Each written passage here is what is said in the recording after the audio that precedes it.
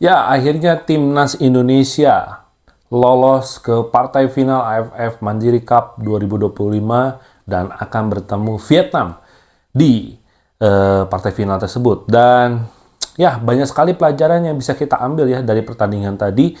Dan bagaimana? Yuk kita review bersama-sama pertandingan tadi.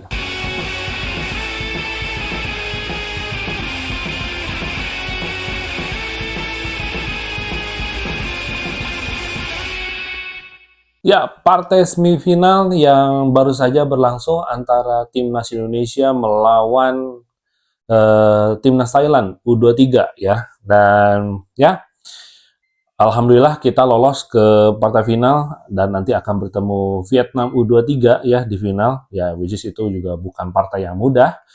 Namun ada ya setidaknya positif dan negatifnya di pertandingan tadi. Namun gue mesti apresiasi ya bagaimana spirit daripada timnas Indonesia, para pemainnya yang menurut gue fighting spiritnya selalu ada dari awal pertandingan sampai akhir pertandingan.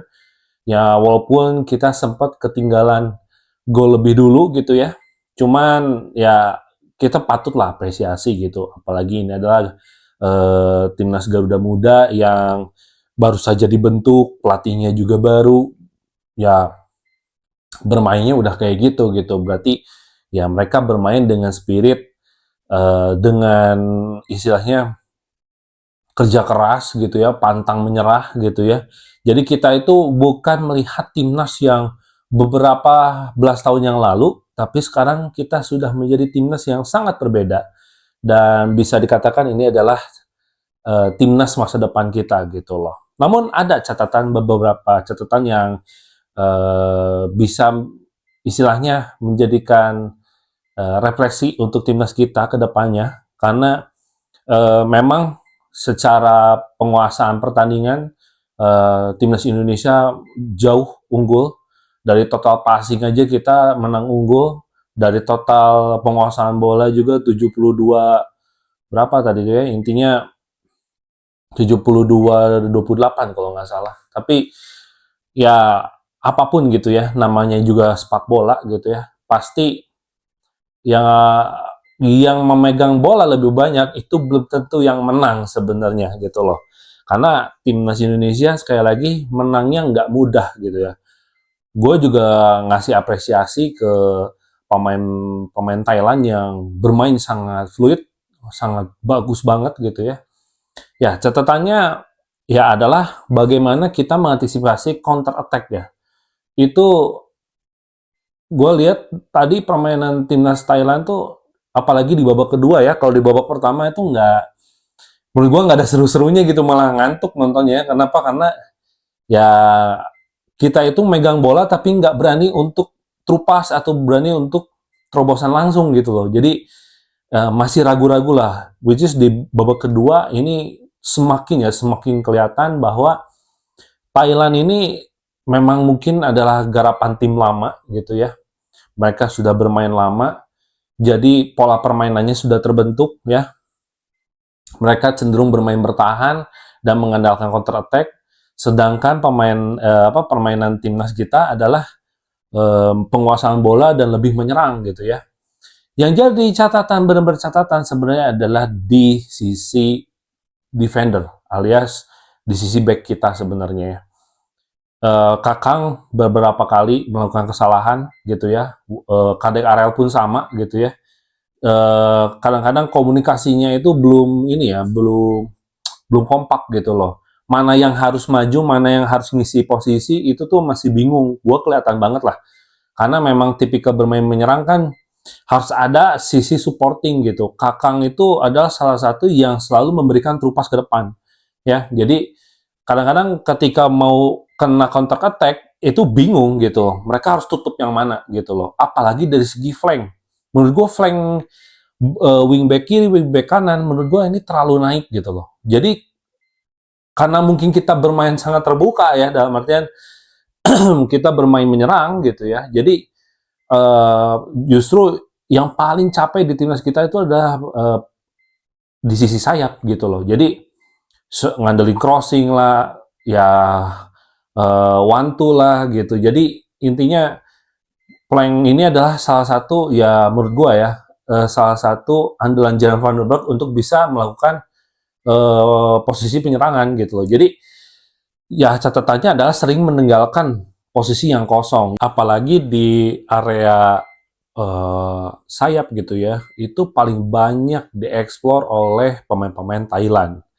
Ya sebenarnya ini menjadi catatan penting bahwa memang sebenarnya kita itu mudah buat dieksplorasi sebelah sayap gitu. Jadi jangan sampai di partai final ini akan terulang lagi. Terus memang kehilangan sosok Arhan Fikri gitu ya. Memang timnas Indonesia ini jadi kehilangan tempo bermain kalau menurut gua. Karena ya gua salut juga lihat seorang Robi yang selalu ya bermain sangat apa ya, sangat spirit banget gitu. Dia tuh box to box banget gitu loh. Dia kadang bisa jadi di belakang, kadang di depan gitu ya. Menurut gue ini pemain tuh nggak ada habis bensin gitu. Jadi ya mungkin kalau ada Akan Fikri itu bisa mengimbangi gitu loh.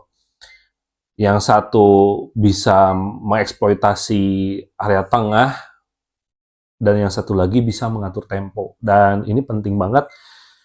Ya mudah-mudahan Akan Fikri di partai final juga bisa main ya, karena menurut gua area tengah ini akan seimbang kalau misalnya Akan Fikri bermain gitu loh.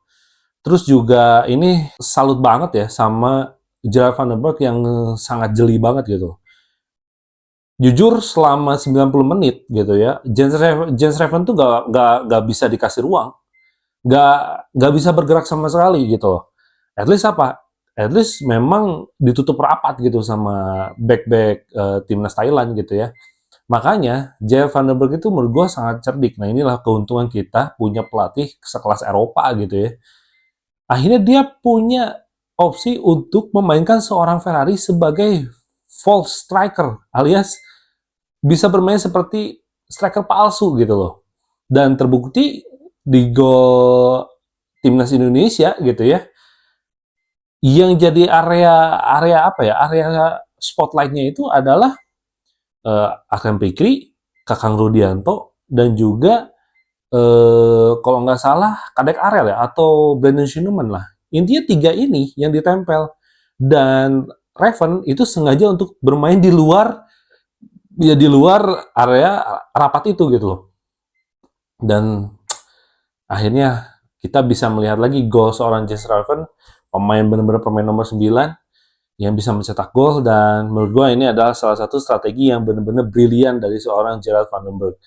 Dan kalau harus bilang gitu ya, memang timnas Indonesia ini bermain sangat-sangat spirit, walaupun sangat kewalahan juga dengan counter attack-nya timnas Thailand. Jadi ya kita patut acungi jempol untuk timnas Thailand dan juga timnas Indonesia sampai di babak penalti gitu loh. Di babak penalti pun gue ngerasa semua pemain tuh pede ya.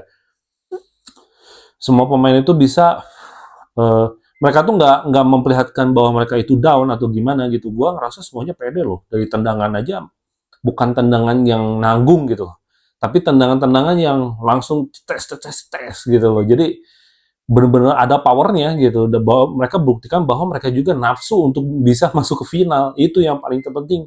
Karena udah di partai seperti ini bukan lagi bermain masalah taktik, bukan bermain masalah strategi gitu loh. Bagaimana game plan ini berjalan, tapi ini semua adalah it's all about mental.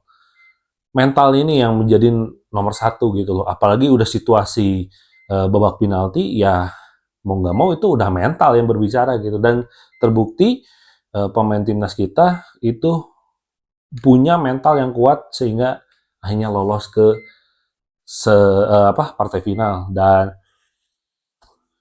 ya kita akan bertemu timnas Vietnam, dan ini menurut gue adalah partai yang akan sangat menarik. Dan gue yakin kalau mental ini terus dijaga gitu ya sampai nanti partai final, gue yakin deh timnas Indonesia bisa juara kok. Dan di kontes sebelumnya gue kan bilang gitu bahwa sebenarnya yang paling berpengaruh di timnas sekarang ini adalah kita harus percaya bahwa pemain-pemain timnas U23 ini sekarang itu memang punya skill, punya kemampuan gitu loh. Nah, kemampuan ini kalau nggak punya mental, ya nothing gitu, nggak jadi apa-apa. Kita juga mungkin akan kalah lawan Thailand. Karena di partai lawan Thailand itu menurut gue ini adalah partai bagaimana kita bisa membentuk mental kita menjadi lebih kuat gitu. Ya, mungkin segitu aja konten kali ini. Ya, kita berdoa semoga timnas Indonesia bisa lancar nanti lawan Vietnam dan kita juga bisa juara. Udah lama juga nggak juara AFF. Nggak tahu tuh. Kalau nggak salah tuh pas zaman Evan Dimas ya kalau nggak salah ya. Tapi gue lupa ingat sih. Tapi ya whatever it is, kita berdoa yang terbaik untuk timnas kita. Oke? Jangan lupa untuk like, komen, dan subscribe channel ini. Dan tonton terus channel Marcelo Jurnal di episode Jurnal Bola.